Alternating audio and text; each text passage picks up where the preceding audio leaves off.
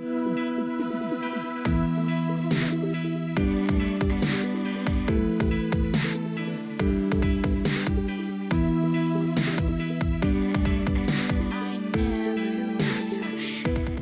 have a message for the climate change skeptics and the big oil people? Well, as far as climate change skeptic, I believe in the scientific method, and one should have a healthy skepticism of things in general. And if you first things from a scientific standpoint, you always look at things probabilistically, not definitively. And so I think a lot of times, if somebody's a skeptic in the science community, what they're really saying is that they're not sure that it's 100% certain that this is the case. But that's not the point.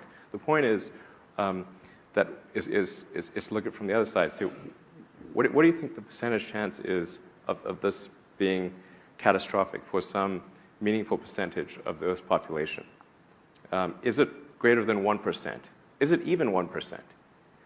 If it is even 1%, why are we running this experiment? Right, you called it a Russian roulette. We're playing Russian roulette with the atmosphere. We're playing Russian roulette, and as each year goes by, we're loading more rounds in the chamber. Mm-hmm. It's not wise. Mm-hmm. So that's, and what makes it super insane is that we're going to run out of oil anyway. Like, it's not like there's some infinite oil supply. We're going to run out of it. So we know we have to get to a sustainable means of transportation no matter what. So why even run the experiment? Right. It's the world's dumbest experiment. Right. Steve Jobs was and is a wonderful Silicon Valley icon. Is he someone that you've admired, and what have you learned from Steve's life and work? Well, he's certainly someone I've admired. Although I did try to talk to him once at a party, and he was super rude to me. But I don't think it was me. I think it was sort of, off the course. I think you weren't the first. Yeah, not the first. No. It was, yeah, and I was actually there with, like, Larry Page is an old friend of mine. I've known Larry since before he got venture funding for Google, and Larry was the guy that introduced me to Steve Jobs. So it's not as like I'm going like and tugging on his coat, like, please talk to me. But so I was introduced by Larry Page. It's not bad. So. I mean, he obviously was an incredible guy and made fantastic products. And I don't know, there was like a certain the guy had a certain magic about him. Just sort of that was really inspiring. So I mean, I think that's really great. Is there that magic that you try and emulate? No, I think Steve Jobs is way cooler than I am. So that third failure in a row. Mm-hmm. Did you think, I need to pack this in? Never. Why not? I don't ever give up. I mean, I'd have to be dead or completely incapacitated. 8 weeks later, Musk bet the company on another flight. We have liftoff. And this time around, everything worked. Perfect. If that fourth launch hadn't worked, that would have been it. We would have not had the resources to mount a fifth. Really liking what you do, whatever area that you get into, given that even if you're the best, there's always a chance of failure. So I think it's important that you really like whatever you're doing. If you don't like it, life is too short. I'd say and also if you like what you're doing, you think about it even when you're not working. I mean, it's something that your mind is drawn to. And if you don't like it, you just really can't make it work, I think. I think the reality of being president is that you're actually like the captain of a very huge ship and have a small rudder. Because obviously, if there was a button that a president could push that said economic prosperity, you'd be like, they're hitting that button real fast. Full steam ahead, yeah. You could measure the speed of light by how fast they press that button, because that's called the re-election button. So I'm not sure how much a president can really do, but I think I'm generally a fan of like minimal government interference in the economy. Like the government should be kind of like the referee, but not the player, and there shouldn't be too many referees. Right. There is an exception, which is when there's an unpriced externality, such as the CO2 capacity of the oceans and atmosphere. So when you have an unpriced externality, then the normal market mechanisms do not work, and then it's government's role to intervene in a way that's sensible. And the best way to intervene is to assign a proper price to whatever the common good is that's being consumed. So you're saying there should be a tax on gas?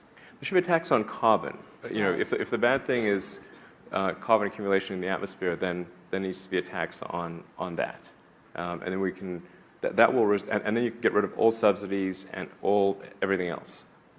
And it seems like logical that you should tax things that are most likely to be bad, rather than like that's why we tax cigarettes and alcohol, because those are probably bad for you. Certainly cigarettes are.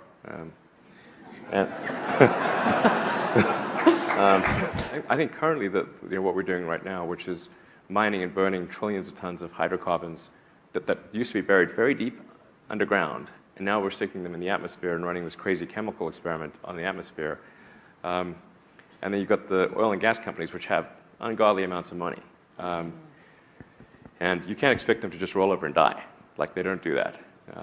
So actually what they much prefer to do is spend enormous amounts of money lobbying and running bogus ad campaigns and that kind of thing to preserve their situation. I think the first is you need to work, depending upon how well you want to do, and particularly if you're starting a company, you need to work super hard. So what does super hard mean? Well, when my brother and I were starting our first company, instead of getting an apartment, we just rented a small office and we slept on the couch. And we showered at the YMCA, and we're so hard up we had just one computer. So the website was up during the day, and I was coding at night, 7 days a week, all the time. And I sort of briefly had a girlfriend in that period, and in order to be with me, she had to sleep in the office. So work hard, like every waking hour. That's the thing I would say, particularly if you're starting a company. And I mean, if you do simple math, say like, okay, if somebody else is working 50 hours and you're working 100, you'll get twice as much done in the course of a year as the other company. The other thing I'd say is that if you're creating a company or if you're joining a company, the most important thing is to attract great people. So either join a group that's amazing, that you really respect, or if you're building a company, you've got to gather great people. I mean, all a company is a group of people that have gathered together to create a product or service. And so depending upon how talented and hardworking that group is, and the degree to which they are focused cohesively in a good direction, that will determine the success of the company. So do everything you can to gather great people if you're creating a company. Then I'd say focus on signal over noise. A lot of companies get confused. They spend money on things that don't actually make the product better. So, for example, at Tesla, we've never spent any money on advertising. We put all of the money into R&D and manufacturing and design to try to make the car as good as possible. And I think that's the way to go. So for any given company, just can keep thinking about, are these efforts that people are expending, are they resulting in a better product or service? And if they're not, stop those efforts. And then the final thing is to sort of don't just follow the trend. So you may have heard me say that it's good to think in terms of the physics approach of first principles, which is, rather than reasoning by analogy, you boil things down to the most fundamental truths you can imagine, and you reason up from there. And this is a good way to figure out if something really makes sense, or if it's just what everybody else is doing. It's hard to think that way. You can't think that way about everything. It takes a lot of effort. But if you're trying to do something new, it's the best way to think. And that framework was developed by by physicists to figure out counterintuitive things like quantum mechanics. So it's really a powerful method. Anyway, so that's, and then I think that the final thing I would encourage you to do is, now is the time to take risk. You don't have, yeah, you don't have kids. Your obligation. Well, sorry, probably don't have kids. But as you get older, your obligations increase. So and once you have a family, you start taking risk not just for yourself, but for your family as well. It gets much harder to do things that might not work out. So now is the time to do that before you have those obligations. So I would encourage you to take risks now. Do something bold. You won't regret it. Thank you. And I was trying to think what would most influence the future. What are the problems that we have to solve, and I actually talked a lot to friends and my housemates and that kind of thing, and dates, which was maybe not the best thing. So, yeah. Actually met a woman I dated briefly in college, who now works at Scientific American as a writer, and she related the anecdote that we went on a date. All I was talking about was electric cars. That was not a winning conversation. So it was a bit of a monologue, was it? Yeah, she said she said the first question I asked her was, "Do you ever think about electric cars?" She said, "No." She never does. So you learn from that. That wasn't the best shut-up line. Wasn't great. That's But great. it has recently it's been more effective. There you go. I know this man. Yeah. So when I was thinking of like what I thought would affect the world as a student, it wasn't really from the standpoint of those are the things I'll get involved in. It was kind of more in the abstract. These are the things I think will happen that will affect the world, but not that I will be involved in them. As it turns out, I have. But I always thought that we would make much more progress in space, and it just didn't happen. It was really disappointing. So,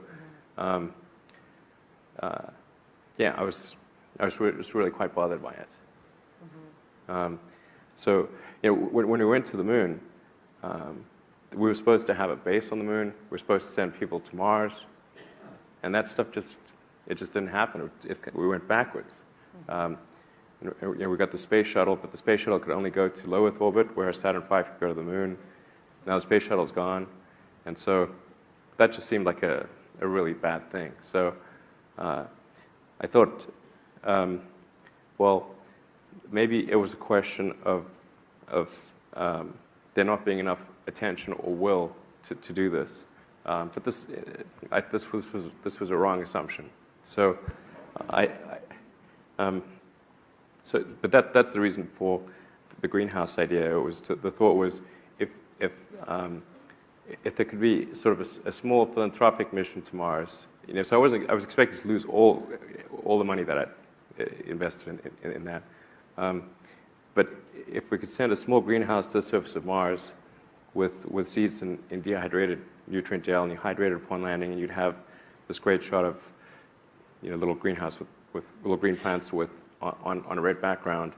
I thought that would get people excited. So you literally imagined a photograph inspiring a new Yeah, generation? you got to sort of imagine the money shot, if you will. So yeah, I think green plants and red background would be that. And people tend to get interested and excited about precedents and superlatives. So this would be the furthest that life's ever traveled, the first life on Mars, as far as we know. And I thought, well, maybe that would result in a bigger budget for NASA, and then we could sort of resume the journey. That was the basic idea.